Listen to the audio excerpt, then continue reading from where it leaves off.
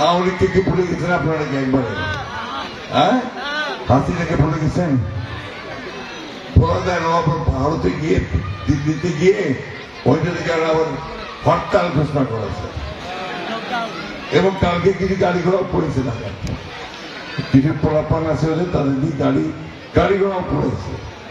এখন এই গাড়ি ঘোড়া যারা এইভাবে পোড়াবে তারা দেশের সম্পদ নষ্ট করবে, আর যে দিল্লিতে আরামে বসে থাকবে তাকে কি আমরা এই দেশে আসতে দিব?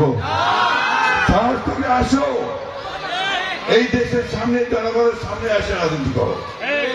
দিল্লিতে বসে ওইখান থেকে দেশের সর্বনাশ আর করবো না।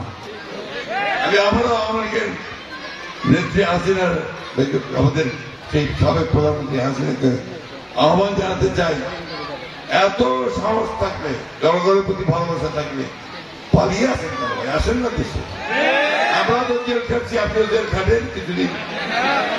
আমার নেত্রী দেশের খাদিয়া জেলে ছিল 6 বছর, তাই না? আপনি আসেন 6-7 বছর 8 বছর জেল খাটেন, তারপর না আপনি কথা বলবেন, ঠিক কিনা? বন্ধুগণ, এই যে আপনার আজকে উনি একটা সন্ত্রাসী এবং সন্ত্রাসী উনি টিকে থাকতে চান, এই দেশের মানুষ আওয়ামী লীগকে আর ক্ষমা করবেন না। কারণ আওয়ামী লীগ দেশের মানুষকে হত্যা করেছে, নির্মমভাবে নির্যাতন হচ্ছে, নির্মম করেছে, মিথ্যা মামলা দিয়ে কষ্ট দিয়েছে, এটাকে আমরা কিন্তু সহজে করতে পারবো না।